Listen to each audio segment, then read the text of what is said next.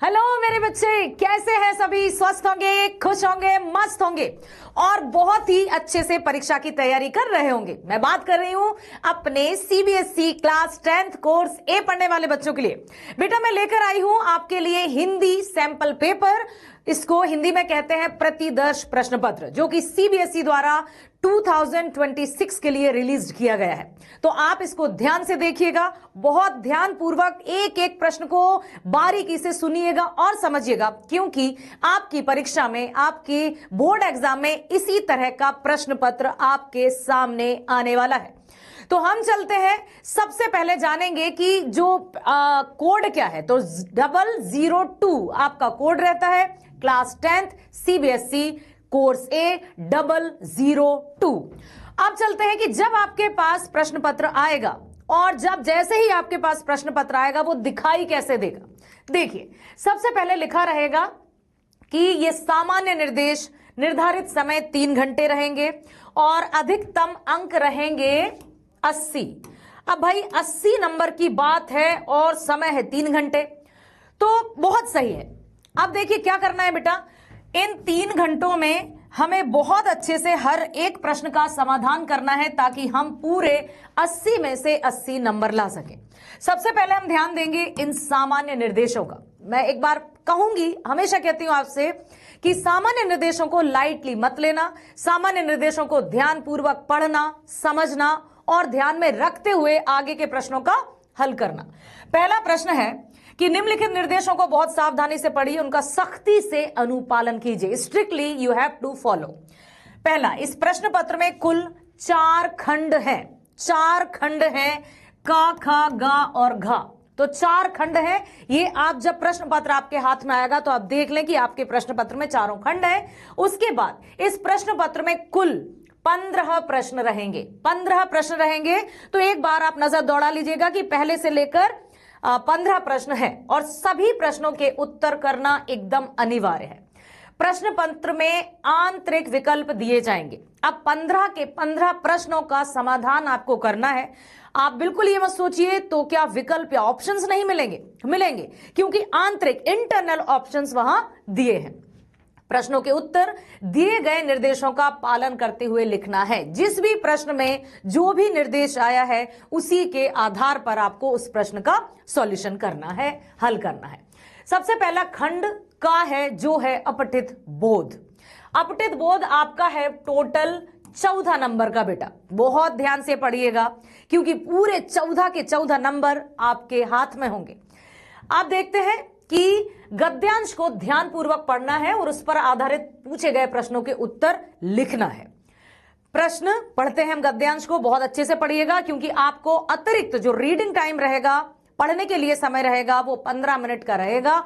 उस reading time में आप बहुत अच्छे से पेपर को पढ़िएगा ताकि बाद में जब आप सॉल्व करेंगे तो आपको कोई भी किसी भी तरह का कोई कंफ्यूजन ना रहे। भारतीय संस्कृति, जीवन शैली और खान पान में मोटे अनाजों मिलेट्स का विशेष स्थान रहा है। ये विशिष्ट अनाज हमारे स्वास्थ्य के लिए लाभदायक होने के साथ साथ पर्यावरण के लिए भी अच्छे होते हैं, क्योंकि कम पानी और संसाधन के बीच से ये विकसित हो जाते हैं। यह हमारे लिए गौरव की बात है कि भारत सरकार के सुझाव पर संयुक्त राष्ट्र ने वर्ष 2023 को अंतर्राष्ट्रीय मोटा अनाज वर्ष के रूप में घोषित किया। कब घोषित किया? कुछ ऐसे पॉइंट्स रहेंगे तो आप पेंसिल से उस समय टिक मत करना, क्वेश्चन पेपर पर किसी तरह का मार्क मत करना। ये बोर्ड के नियमों के सख्त खिलाफ है बेटा। बस माइंड में बिठाते रहना कि हम कहां क्या पढ़ रहे हैं, ठीक है। जिसका उद्देश्य मोटे अनाजों को लेकर जागरूकता फैलाना है, इनके उत्पादन और सेवन को बढ़ावा देना है। आमजन के बीच, आमजन मतलब आम जनता के बीच मोटे अनाजों का सेवन पिछली कई शताब्दियों से प्रचलित है, परंतु इसके पोषकीय और औषधीय गुणों की जानकारी हाल ही में हुए जैव रासायनिक अनुसंधानों और चिकित्सा संबंधी अध्ययनों से सामने आई। खाते हम बहुत पहले से आए हैं, ज्वार, बाजरा, रागी, ये सब, लेकिन उनमें कौन कौन से पोषक तत्व होते हैं, कौन कौन से गुण होते हैं, ये हमें अब पता चला है, क्योंकि जो रासायनिक अनुसंधान और चिकित्सा संबंधी अध्ययनों से सामने आई इनकी बात।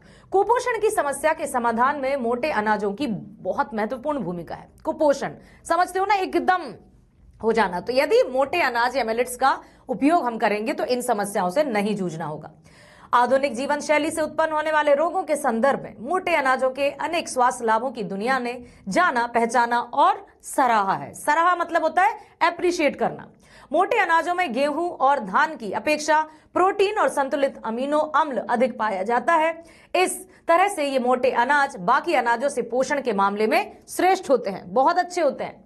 इनके अलावा मोटे अनाज आहार संबंधी रेशों, गुणवत्तापूर्ण वसा और महत्वपूर्ण खनिज जैसे जैसे वसा की यदि हम बात करें तो फैट, ठीक है, जैसे calcium, potassium, magnesium, iron, zinc तथा बी कॉम्प्लेक्स विटामिनों के समृद्ध स्रोत हैं। मोटे अनाजों में पोषण और स्वास्थ्य से जुड़े इनके फायदे बावजूद वर्तमान समय में मानव आबादी इनका सेवन नहीं करती या बहुत कम लोग इसे अपने खाने की थाली में जगह देते हैं। यह एक विडंबना है, ठीक है। अब ये पूरा का पूरा जो हमारा गद्यांश था वो किस पर आधारित था? प्रश्न ऐसे ही दिए होंगे। उपर्युक्त गद्यांश किस विषय वस्तु पर आधारित है, मतलब मूल्य रूप से ये किसकी बात की गई है? पहला दिया है कुपोषण की समस्या पर, दूसरा है मोटे अनाज के महत्व पर, तीसरा है संतुलित आहार के महत्व पर या स्वास्थ्य संबंधी समस्याओं के आधार पर। तो तुरंत आपको उत्तर मिल गया होगा कि मोटे अनाज के महत्व पर। तो आप कैसे करेंगे? प्रश्न का उत्तर दूसरा और उसमें पूरा वाक्य भी लिखकर आएंगे। सिर्फ अकेला दूसरा लिखकर मत आ जाना कि ऐसा दूसरा लिख दिए और हो गया। दूसरे के आगे जो वाक्य जो शब्द लिखा है बेटा वो भी लिखकर आना है। समझ में आया? दूसरा चलते हैं। निम्नलिखित कथन और कारण पर विचार करते हुए उपयुक्त विकल्प का चयन कीजिए। मोटे अनाज बाकी अनाजों से पोषण के मामले में श्रेष्ठ होते हैं, बिल्कुल सही।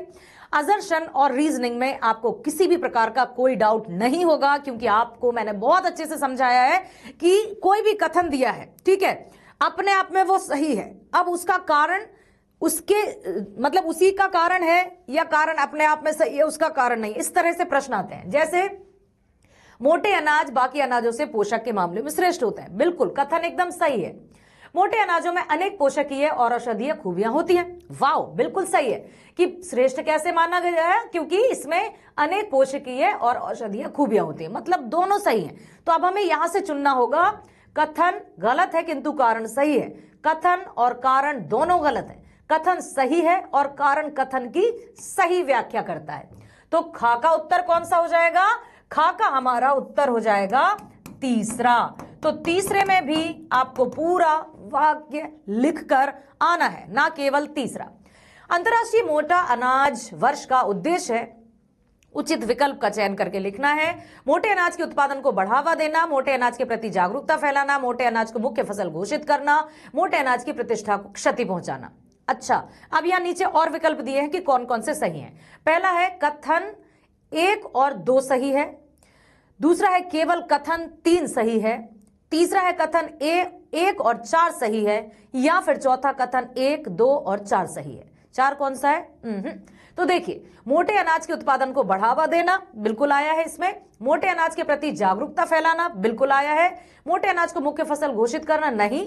मोटे अनाज की प्रतिष्ठा को क्षति तो बिल्कुल नहीं, मतलब ये दोनों सही है। तो कहीं आया है कथन 1 और 2 सही है। तो आप गा का उत्तर लिखकर आएंगे कि 1 और 2 सही है। क्लियर हुआ? अब है घा, इसमें आपको उत्तर लिखना है, विकल्पिक नहीं है, वैकल्पिक नहीं है।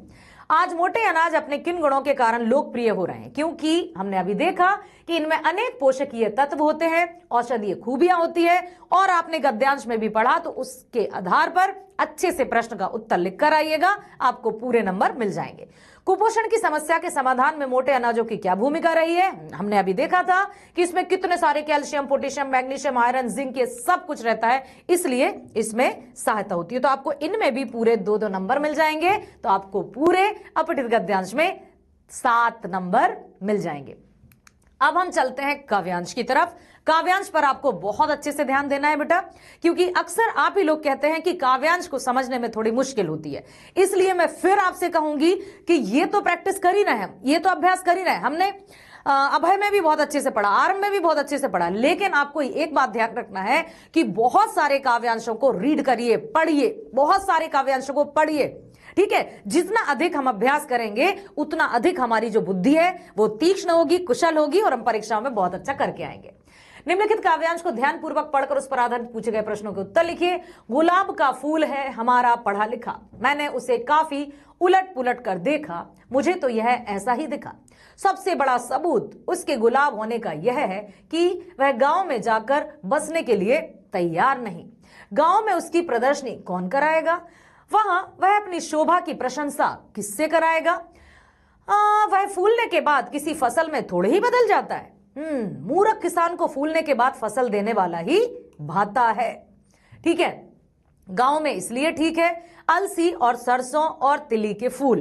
ठीक है, गांव के लिए ये अलसी, सरसों और तिल जो होता है ना, लड्डू बनते हैं मकर संक्रांति पर, वो वाले फूल पसंद है क्योंकि उनसे अनाज होता है।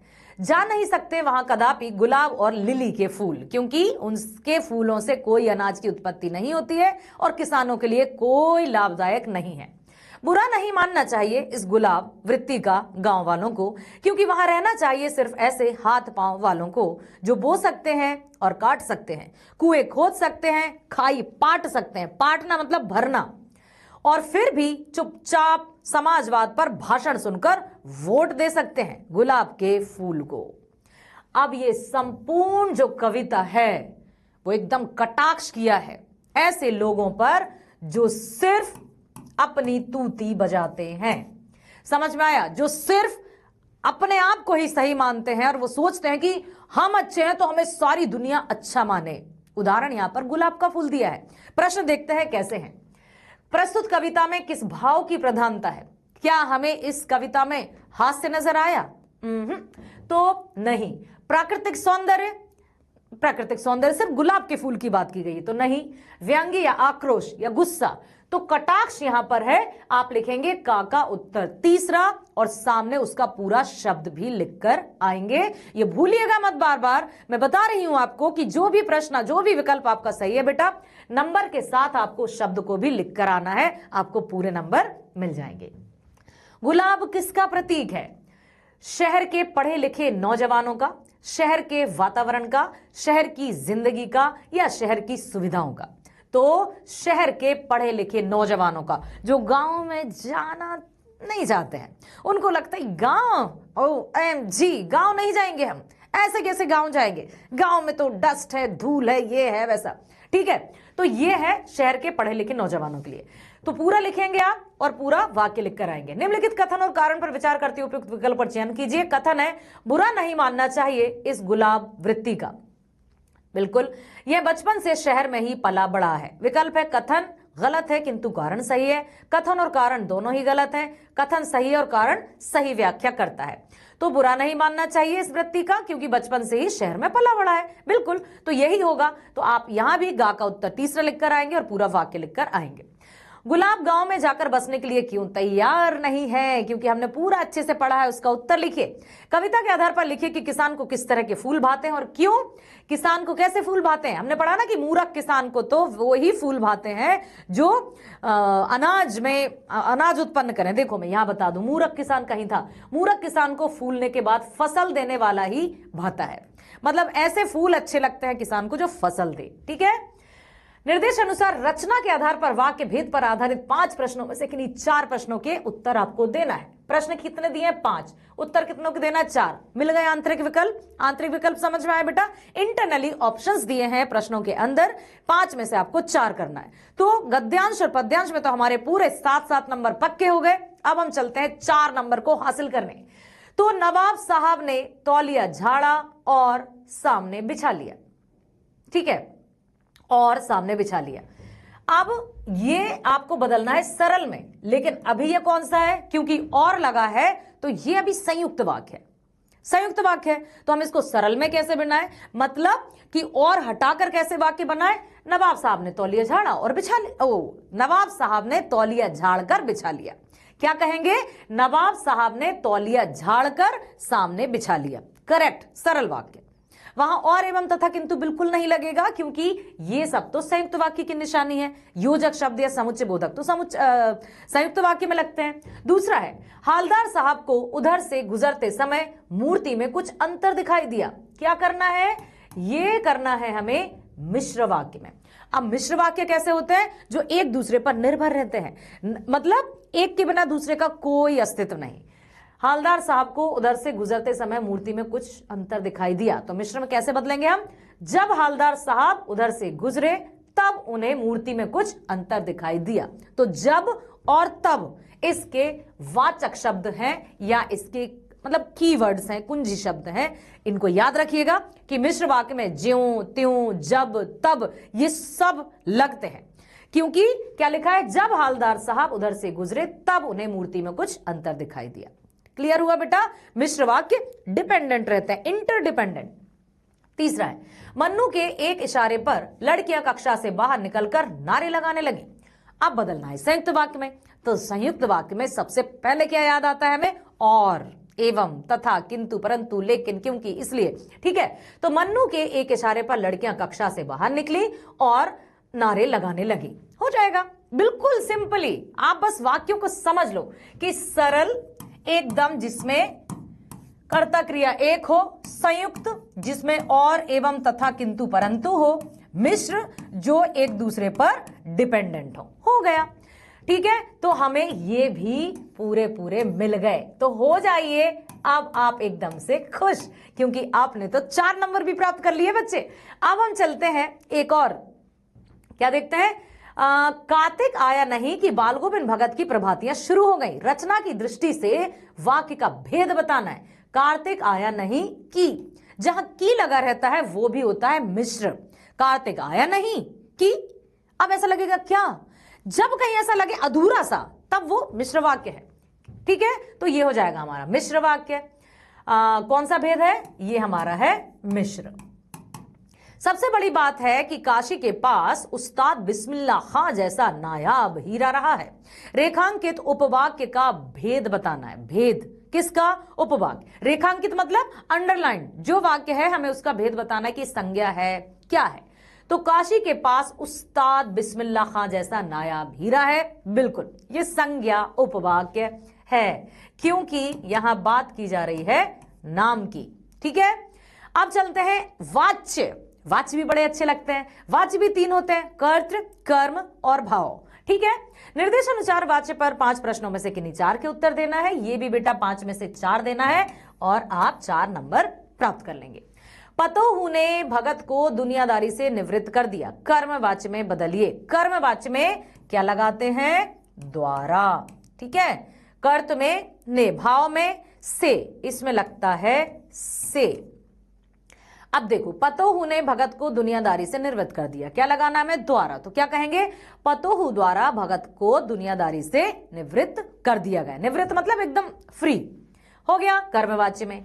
नवाब साहब द्वारा खीरे पर मसाला छिड़का गया। अब यहां द्वारा ऑलरेडी लगा है, मतलब ये कर्मवाच्य है, तो हमको करना है इसको कर्तृवाच्य।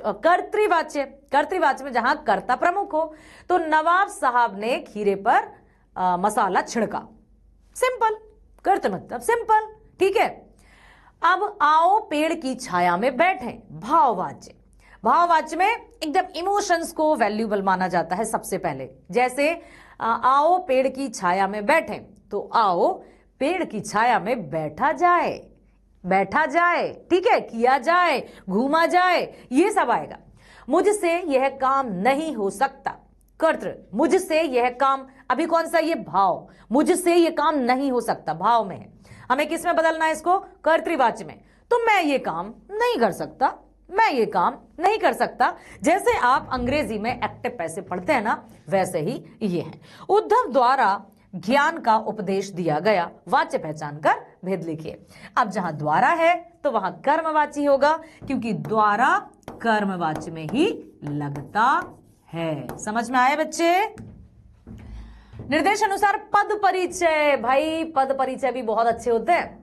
आधारित 5 प्रश्नों में से 4 के उत्तर देना है, और 4 आप जब उत्तर एकदम 5 में से वही उत्तर मतलब वही ऑप्शन चुनना, तो 100% आप करके आएंगे। वैसे तो आपको 5 तैयार करना चाहिए, लेकिन फिर भी आप अच्छे से सोच समझकर उत्तर देना। शीला अग्रवाल को कॉलेज वालों ने नोटिस थमा दिया। किसकी बात की जा रही है? शीला अग्रवाल। शीला अग्रवाल कौन है? व्यक्तिवाचक संज्ञा और स्त्रीलिंग और कर्ता, बस लिख दो। यहां व्यक्तिवाचक संज्ञा, स्त्रीलिंग, एक वचन, हो गया, आपको नंबर मिल जाएंगे। खीरे की पनियाती फाकें बहुत स्वादिष्ट थी। फाकें कैसी थी? पनियाती। विशेषता बताइए, कुछ विशेषण होगा। ठीक है।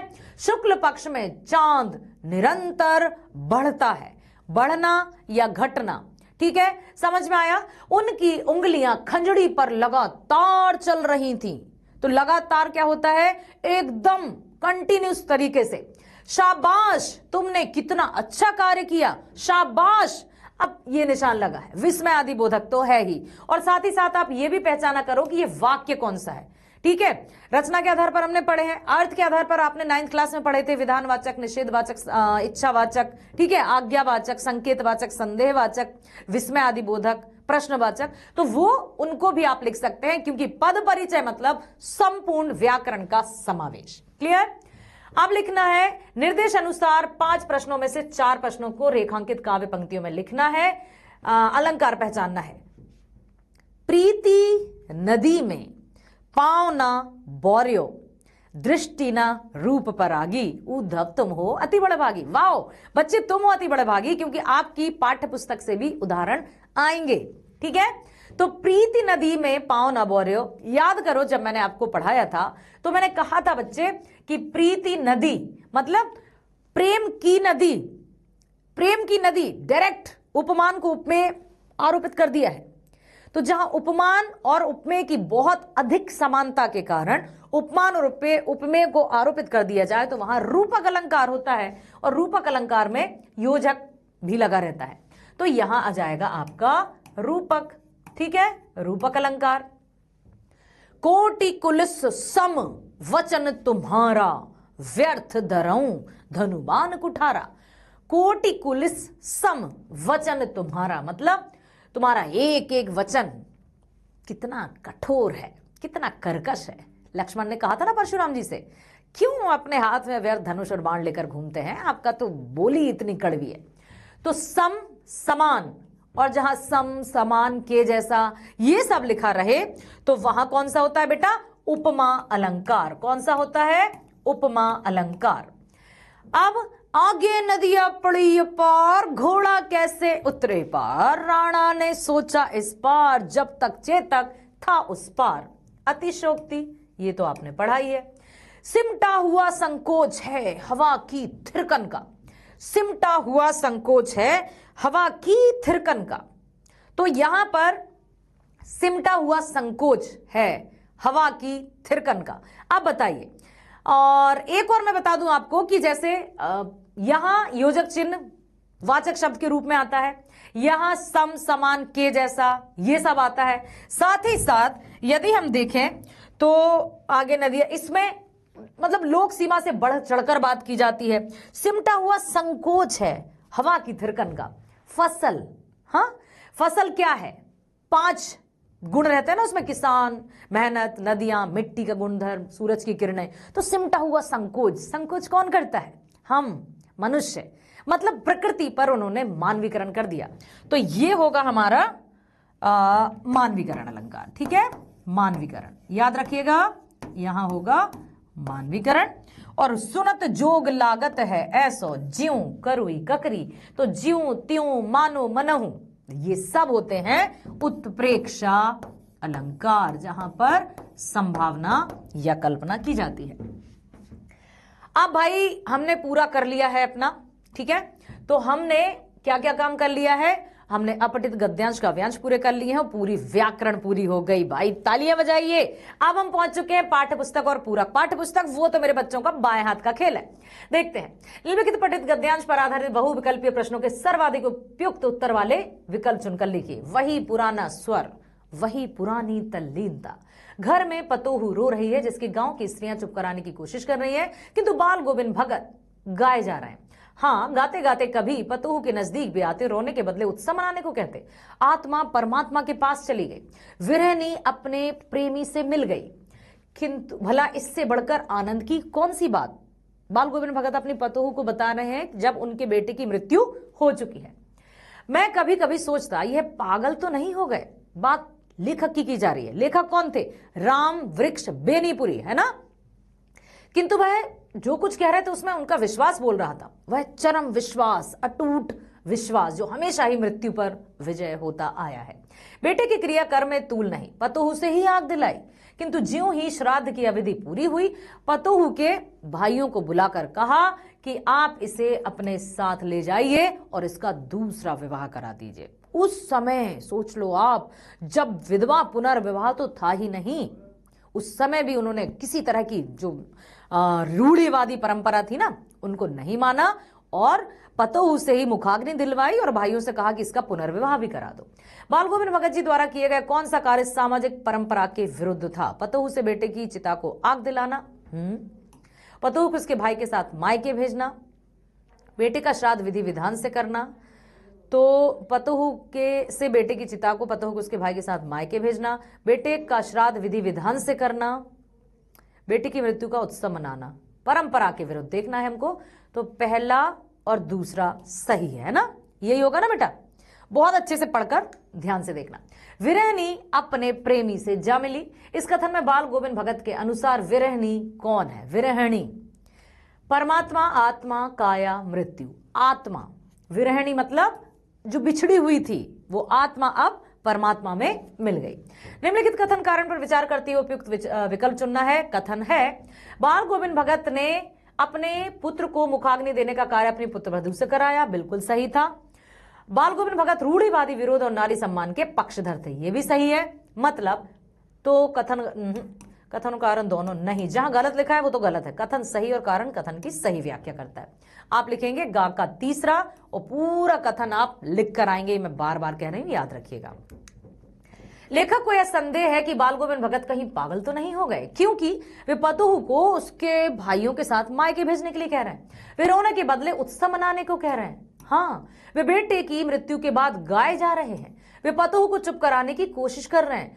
तो कथन 1 और 2 सही है, बेटे की मृत्यु के बाद गाए जा रहे हैं। कथन तीसरा सही है, कथन 1 और दूसरा और तीसरा। देखो, वे पतोहू को उसके भाई के साथ, तो वे रोने के बदले उत्सव मनाने को कह रहे हैं, और मतलब दूसरा और तीसरा। ठीक है, ठीक है, तो दूसरा और तीसरा सही होना चाहिए इसका।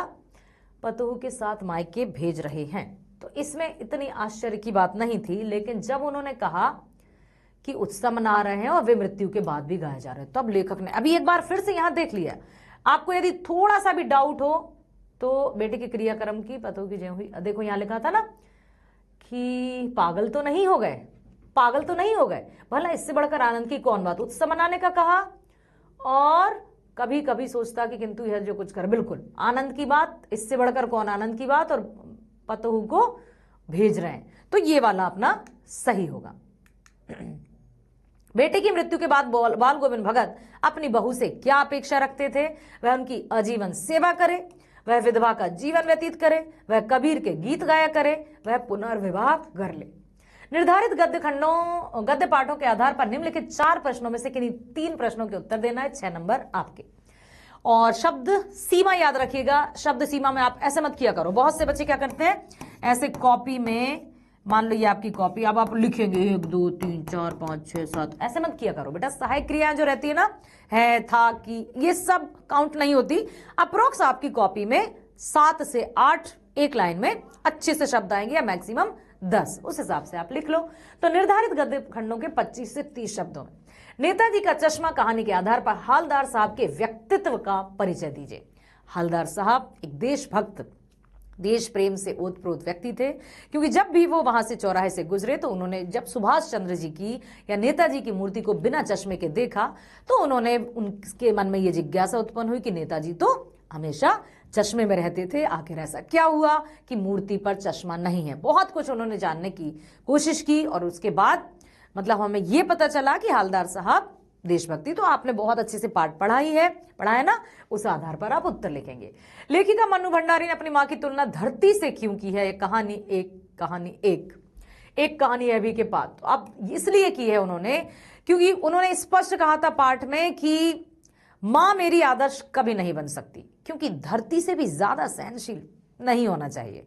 जहां कहीं अपने स्वाभिमान को, आत्मसम्मान को ठेस पहुंचे, वहां विरोध जरूर करना चाहिए, ये लिखना है।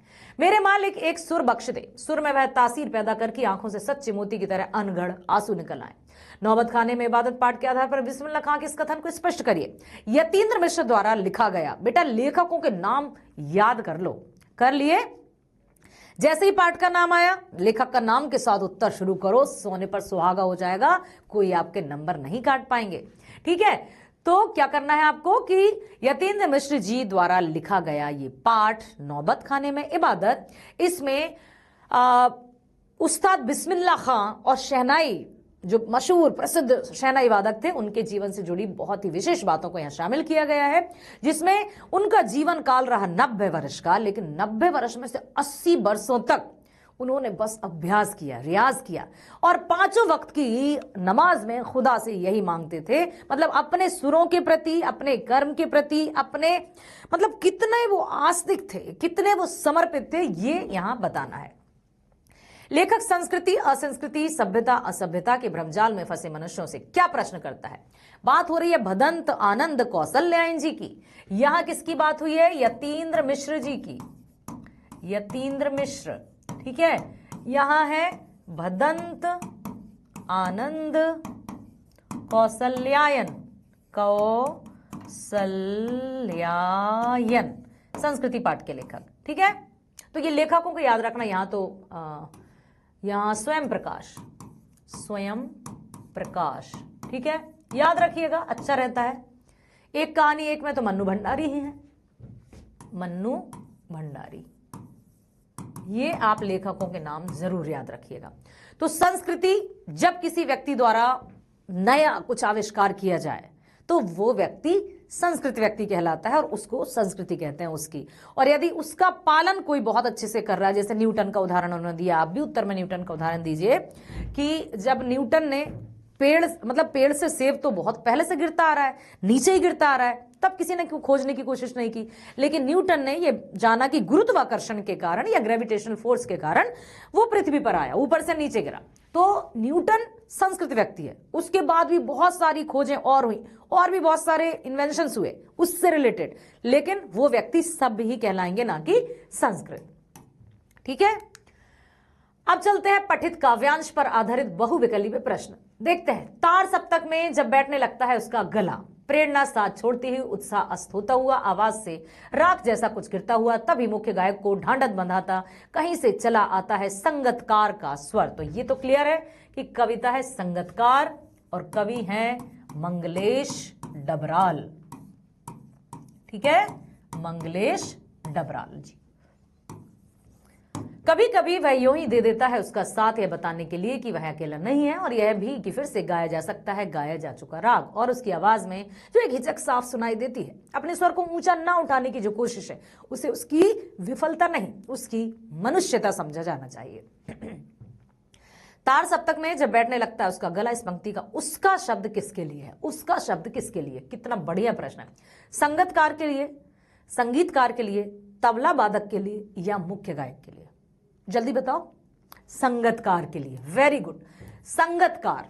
ठीक है, तार सप्तक में जब, ओहो गलती नहीं करना, ये बात की गई है मुख्य गायक के लिए, क्योंकि जब मुख्य गायक में तार सप्तक मतलब एकदम हाई पिच, सा नि ध पा मम ग मम पा ध नि, सा नि ध पा मम ग म ग म रे, तो जो उच्च स्वर जो तार सप्तक रहता है उसमें मुख्य गायक का जब गला बैठने लगता है तो संगतकार उसका साथ देता है। तो उसका शब्द किसके लिए बेटा? मुख्य गायक के लिए। ठीक है, भूल मत करना। दूसरा है, निम्नलिखित काव्य पंक्तियों में किस पंक्ति से मुख्य गायक के उत्साह के क्षीण होने का पता चलता है? उत्साह के क्षीण, क्षीण मतलब होता है कम। ठीक है, एकदम उत्साह कम हो गया। आवाज से राख जैसा कुछ गिरता हुआ, प्रेरणा साथ छोड़ती, उत्साह अस्त होता, स्पष्ट दिख रहा है। ठीक है, तो ये तो है कहीं से चला आता है। संगतकार का तो आवाज से राख जैसा, तो पहला और दूसरा सही है। फिर निम्नलिखित कथन कारण पर विचार करते हुए उपयुक्त विकल्प का चयन करिए। संगतकार की आवाज में एक हिचक साफ सुनाई देती है और वह अपनी आवाज को ऊंचा नहीं उठने देने की कोशिश करता है। बिल्कुल सही। दूसरों को सफल बनाने के लिए त्याग करना मनुष्यता होती है, संगतकार का त्याग उसकी मनुष्यता का परिचय है। ये भी एकदम सही। मतलब क्या है कि कथन और कारण दोनों सही। आप दोनों को बहुत ध्यानपूर्वक पढ़ना, दोनों सही ही अक्सर सही उत्तर होता है। ठीक है, तो कथन सही है और कारण भी उसकी सही व्याख्या करता है। संगतकार किस प्रकार मुख्य गायक को एहसास दिलाता है कि वह अकेला नहीं है। संगतकार कैसे उसको याद दिलाता है कि आप अकेले नहीं हो। मुख्य गायक के समान भारी स्वर में गाकर, मुख्य गायक को प्रेरित करके, मुख्य गायक से ऊंचे स्वर में गाकर, मुख्य गायक के टूटे स्वर में अपना स्वर मिलाकर कि आप अकेले नहीं हैं फिर से गाया जा सकता है गाया जा चुका राग। ठीक है, संगतकार के स्वर में हिचक सुनाई देने का क्या कारण है? मतलब थोड़ा सा हेजिटेट क्यों होता है संगतकार? क्योंकि आत्मविश्वास का अभाव है। संगतकार मुख्य गायक का मान बनाए रखना चाहता है, अभिप्रवीणता मान बनाए रखना चाहता है, उसकी कमजोरी नहीं है, उसका ये मनुष्यता का परिचायक है। निर्धारित कविताओं के आधार पर निम्नलिखित 4 में से 3 के उत्तर देना है। ये 6 नंबर का है। तो गोपियों को उद्धव से क्यों कहना पड़ा हरि है राजनीति पढ़ाए, समुझी बात कहत आवन के समाचार सब पाए, एक होते हते चतुर पहले ही अब गुरु ग्रंथ पढ़ाए। लगता है तुम्हारे राजा ने राजनीति पढ़ ली है। सूरदास के पद के आधार पर लिखिए। तो आप बताएंगे, पूरा बताइएगा कि सूरदास जी द्वारा रचित पद, सूरदास के पद में जब उद्धव जी श्री कृष्ण का संदेशा लेकर, योग संदेश लेकर गोपियों के पास आते हैं और उन्हें समझाने का प्रयास करते हैं कि आप श्री कृष्ण का ध्यान छोड़कर योग में लीन हो जाइए, यह सुनकर गोपियां मतलब बहुत दुखी होती हैं, पीड़ा से भर जाती हैं। ऐसा लगता है जैसे उद्धव के संदेश ने आग में घी डालने का काम किया, उनकी पीड़ा को और बढ़ा दिया। ठीक है, फिर कहा कि राजा, लगता है तुम्हारा राजा बड़ा चतुर हो गया है। ये आप पूरा लिखिएगा बेटा, जब भी कोई प्रश्न आए इतने अच्छे से शुरू कीजिएगा कि चेकर्स जो रहते हैं वो आपकी तीक्ष्ण बुद्धि पर सलाम करें। समझ में आया? आपको सैल्यूट करेगी यार, बच्चे को सिर्फ उत्तर ही नहीं, उसके आगे पीछे खानदान सब कुछ पता है। ठीक है, समझ में आया? सो बिल गाय बिहाई समाजा, नात मारी जय है सब राजा। तुलसीदास जी द्वारा रचित राम लक्ष्मण परशुराम संवाद से ये पंक्ति ली गई है। इसमें परशुराम जी के मुंह से ऐसा सुनकर लक्ष्मण की क्या प्रतिक्रिया हुई? क्या बोले? यहाँ कुमड़बतिया को नाही जे तर्जनी देखी डरी जाई। सो बिल गाय बिहाई नात मारी जय है सब राजा। लक्ष्मण जी ने क्या कहा? क्या हुआ? ये पुराने से धनुष पर आप इतना क्रोध क्यों कर रहे हैं? हमने तो बचपन में बहुत सारी धनुइयां तोड़ी हैं, तब तो आपने क्रोध नहीं किया। इस पुराने धनुष के टूट जाने पर अब ऐसा क्या हुआ जो इतना क्रोधित हो रहे हैं? ठीक है, ऐसे आप उत्तर लिखना। उत्साह अट नहीं रही है। कविता के आधार पर बताइए कि निराला जी के प्रकृति चित्रण का वर्णन अपने शब्दों में करना है। उत्साह और अट नहीं रही है। उत्साह क्या, कितना बढ़िया बताया उन्होंने। वज्र के जैसा पूरा बादल, फिर एकदम विकल विकल उन्मन थे, उन्मन विश्व निदाक के सकल जन आए अज्ञात दिशा से अनंत के घन, तप्त धरा फिर जल से शीतल कर दो बादल गरजो। वज्र छुपा नूतन कविता फिर भर दो बादल गरजो। ठीक है, ऐसे उन्होंने बताया है। अट नहीं रही में फागुन के महीने का वर्णन किया है। तो पहला जो है उसमें बादलों का आह्वान, आह्वान मतलब प्रार्थना बरसने के लिए। दूसरा है वसंत ऋतु, फागुन, फागुन महीने का वर्णन। ठीक है, फागुन की सुंदरता का वर्णन। आत्मकथ्य कविता के माध्यम से कवि जय शंकर प्रसाद जी के व्यक्तित्व की जो झलक मिलती है उसकी ईमानदारी, साहस का प्रमाण स्पष्ट कीजिए। बिल्कुल, उन्होंने क्या कहा? अपने जीवन की मैं कैसे कथाएं आप कहूं, क्या यह अच्छा नहीं कि मैं मतलब सुनता रहूं और मैं मौन रहूं? मतलब मैंने अभी अपने जीवन में इतनी कोई उपलब्धि प्राप्त नहीं की है जिससे मुझे आत्मकथा लिखनी पड़े। ये उनकी महानता है। जय शंकर प्रसाद जी, कौन नहीं जानता, छायावाद के आधार स्तंभ। तो ऐसे आप लिख दीजिएगा, पंक्ति जरूर याद रखिएगा। पूरक पाठ्यपुस्तक निर्धारित पाठों पर आधारित 3 में से किन्हीं 2 प्रश्नों के उत्तर देना है बेटा। 4-4 नंबर की बात है, बहुत अच्छे से लिखना, शब्द सीमा भी बढ़ाकर लिखना। लिखा है 50 से 60। माता का अंचल, शिव पूजन सहाय, ग्राम्य संस्कृति के जिस रूप का चित्रण है आधुनिक युग में पर्याप्त अंशों में परिवर्तित हो चुका है। किस तरह मतलब आज और पहले के जीवन में, बच्चों के रहन सहन में, वहां के वातावरण में आज 29-30 की ग्राम्य संस्कृति और आज की वर्तमान की ग्रामीण संस्कृति में क्या परिवर्तन आया है वो हमें लिखना है। कि पहले बच्चे खेलते थे मिट्टी के खिलौनों से, हम भी खेले हैं मिट्टी के गुड्डा गुड़िया बना के, बहुत प्यारा सा घर बनाते थे, उसमें दिए भी जलाते थे, पता है दिवाली होती तो दिए जलाते थे। फिर ट्रैक्टर बना रहे हैं, ट्रॉली बना रहे हैं, क्योंकि किसान परिवार से थे तो जो देखते थे उसी से खेलते थे। वैसा ही यहां पर भोलानाथ और उनकी मित्र मंडली भी खेलती थी। ठीक है, परिवार में आस पड़ोस के घर सब ऐसा लगता था कि ये हमारा ही घर है, कोई भी कहीं बच्चा खेलता रहता था, किसी तरह का डर नहीं था, किसी तरह का कोई लोभ लालच ईर्ष्या या जलन की भावना नहीं थी, प्रेम पूर्वक रहा करते थे। अच्छे से लिखना। यंत्रों की दुनिया से मनुष्य को यांत्रिक और भावशून्य बनाने का कार्य, जबकि यांत्रिक मनुष्य को भावशून्य बनाती है। साना साना हाथ जोड़ी पाठ के आधार पर लिखिए मधु कंकरिया। ठीक है, इसके कौन है? शिव पूजन सहाय, शिव पूजन सहाय जी। और इसकी है मधु कंकरिया, याद रखिएगा कांकरिया। ओके, तो किस तरह से अब आत्मा या यूं कहें कि इमोशंस कम हो रहे हैं। पूरा पाठ बड़ा अच्छा है। वहां पर उन्होंने सिक्किम की यात्रा की, फिर वो तिस्ता नदी के किनारे जब बैठी, क्या क्या कहा था उनको, कैसा लगा? बोली ऐसा लगा जैसे मैं शून्य हूं, मतलब ना कोई पुराने विचार मुझे घबराहट या मेरी चिंताएं मेरे अंदर हैं, ना ही भविष्य की कोई चिंता, मतलब अपने आप को एक बिल्कुल राजकुमारी सी महसूस कर रही हूं, सुखद शांत। ये रहता है एक प्रकृति के, जब हम निकट जाते हैं प्रकृति के सानिध्य कृपा या प्रकृति के पास हम रहते हैं, हमें जो सुकून मिलता है वो उन्होंने बताया। मैं क्यों लिखता हूं, पाठ के आधार पर बताइए कि भीतरी व्यवस्था क्या होती है अज्ञे जी के। तो हिरोशिमा से रिलेटेड उन्होंने ये लिखा है, जब हुआ था 6 अगस्त 1945 की बात। तो आप बताइएगा कि जब लिखना, मतलब कोई भी लेखक या रचनाकार लिखने के पीछे बहुत सारे कारण होते हैं। एक तो बाहरी दबाव हो सकता है, एक सामाजिक दबाव हो सकता है, एक भीतरी दबाव हो सकता है, या व्यवस्था हो सकती है।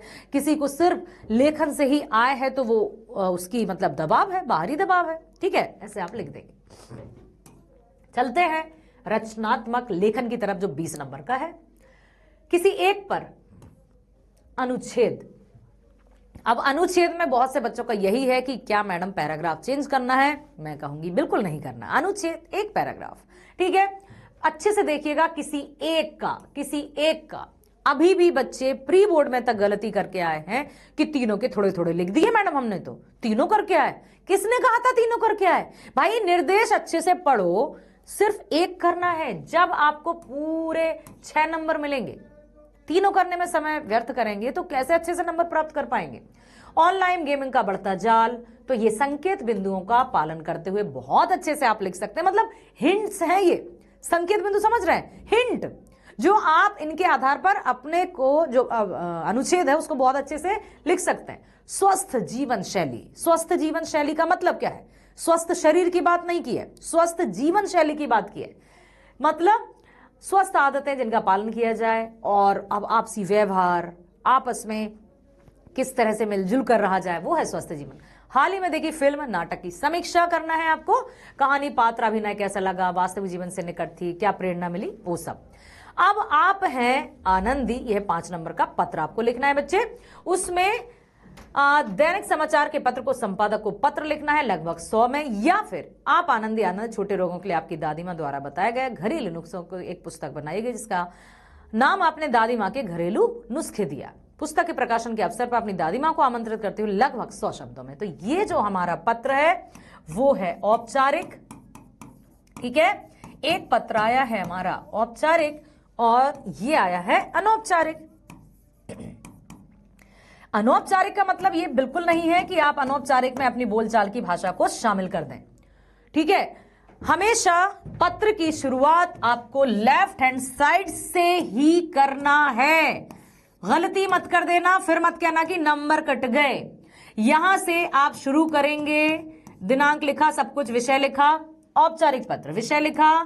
ठीक है, अब इतने अच्छे से आप इस पूरी विषय वस्तु को लिखेंगे और इस आधार पर 3 पैराग्राफ आपके होते हैं। सबसे पहले आप बताएंगे कि आप कौन हैं, दूसरे में आप बताएंगे, अच्छे से मैं फिर से बता देती हूं कि जैसे विषय लिखा आपने, ठीक है, अब आप 3 पैराग्राफ में लिखते हैं। पहले आपने बताया कि आप कौन है और क्या करना चाहते हैं, दूसरे इतने में आ गया वो 2 लाइन में। दूसरे पैराग्राफ में आप पूरी समस्या का विवरण देंगे।